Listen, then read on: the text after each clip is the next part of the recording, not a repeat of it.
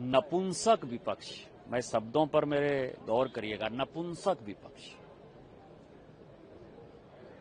और इग्नोरेंस को एरोगेंट में बदलने वाला लीडर ऑफ प्रोपगंडा, मतलब एलओपी का जो फुल फॉर्म है leader of propaganda, Rajiv Gandhi जो इग्नोरेंट है और इग्नोरेंट को एरोगेंस में बदलकर जिस तरह की बातें कह रहा है, मैंने कभी प्रजातंत्र लोकतंत्र में इस तरह की चीजें नहीं देखी।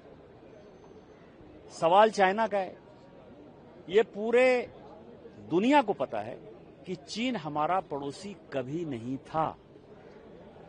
3 बफर स्टेट थे, नेपाल, भूटान और तिब्बत।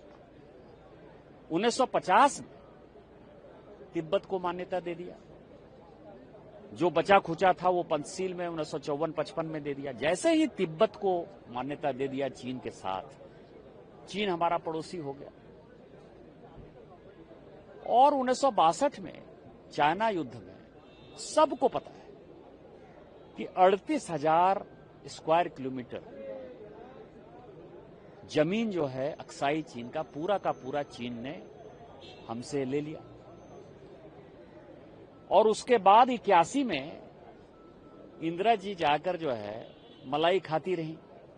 और इस बीच में 69 में उन्हीं की सरकार के जो गृह मंत्री हैं विद्याचरण शुक्ला का जवाब 1969 का दिया कि चाइना ने 62 के बाद किस तरह से अपने यहां स्पाई को बैठाया एम्बेसी में, स्पाई किस तरह से पैसे देता था, किस तरह से एजिटेशन करता था और किस तरह से जो है वो टेररिज्म हो, नक्सलिज्म हो, किस तरह से बढ़ाता रहा और अपने मार्केट को भारत में खोलता रहा। इन सारे चीजों का जवाब कौन देगा? राहुल गांधी एक ऐसा विपक्ष का नेता है जिसको कि यदि मैं हिंदी में शब्द यूज करूं तो बिहार के शब्दों में वो बहुत ही घटिया शब्द है।